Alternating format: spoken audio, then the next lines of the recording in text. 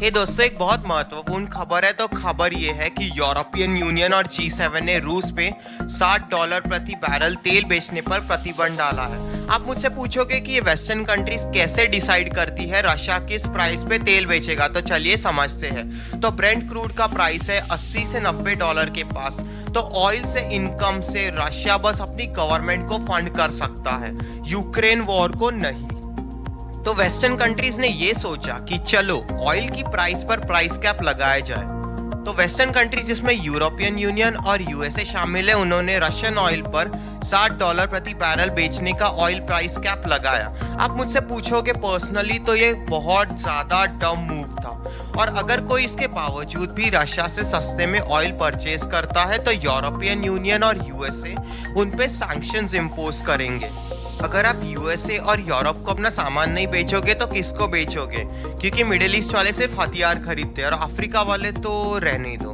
तो यूएसए और European country ने चालाकी दिखाते हुए सिर्फ ऑयल पे सैंक्शन लगाए, क्योंकि ऑयल भले ही दुनिया में कम है पर वो एक्सपोर्ट होके आ सकता है। पर इंटरेस्टिंगली यूरोप वालों ने गैस पे सैंक्शन नहीं लगाए, जिसपे यूरोप वालों के घर और कंपनीज चल रही है। तो उनके हिसाब से दुनिया भाड़ में जाए, क्योंकि आज तक रशियन गैस का ऑल्टरनेटिव नहीं ढूंढ पाए हैं यूरोप वाले, और इस समय विंटर शुरू है। अगर यूरोप वालों ने रशिया पर इस समय सैंक्शन लगाए तो वो अपने पैर पर कुल्हाड़ी मारने जैसा होगा। अमेरिका भी इस केस में कोई दूध का धुला नहीं है। अमेरिका आज भी यूरेनियम और क्रिटिकल एलिमेंट्स रशिया से इंपोर्ट करता है। हेनरी किसिंजर ने एक बार कहा था, to be an enemy of America can be dangerous but to be a friend is fatal. तो वेस्टर्न कंट्रीज इंश्योरेंस प्रोवाइड करती थी ऑयल टैंकर्स पे, तो रशिया भारत को इस समय खुद के ऑयल टैंकर्स प्रोवाइड कर रहा है। आपको ये भी समझना चाहिए कि रशियन उराल ऑयल एक्सट्रैक्ट करने की कॉस्ट दुनिया में सबसे ज्यादा है, क्योंकि रशियन उराल ऑयल धरती की गहराइयों से एक्सट्रैक्ट किया जाता है। अब अगली न्यूज सुन के आप बहुत ज्यादा खुश होंगे कि कैसे भारत की पांचों उंगलियां घी में है और सर कढ़ाई में।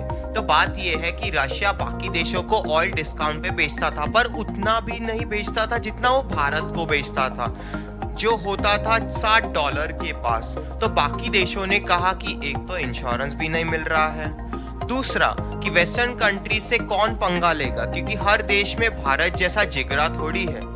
तो इस चक्कर में रूस अपना मार्केट खो रहा था। स्टैटिस्टिकली अगर आप देखोगे तो रशिया सबसे ज्यादा पेट्रोलियम प्रोडक्ट्स भारत और चीन को बेचता है।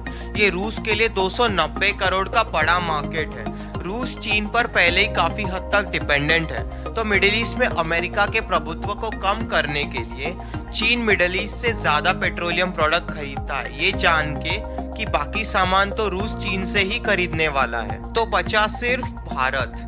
रूस ये बिल्कुल भी अफोर्ड नहीं कर सकता कि वो भारत को भी खो दे।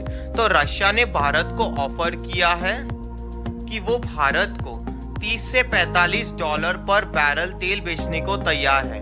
ये बात भारत के पर्सपेक्टिव में बहुत अच्छी खबर है।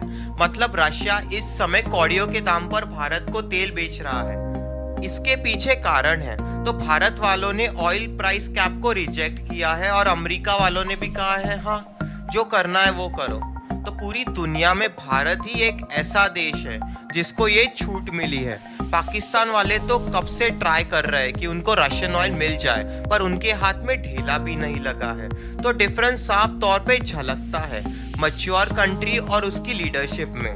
तो अगर आपको ये वीडियो अच्छा लगे तो लाइक करो, चैनल को सब्सक्राइब करो। मैं मिलता हूँ आपसे अगले वीडियो में, तब तक स्टे सेफ। जय हिंद।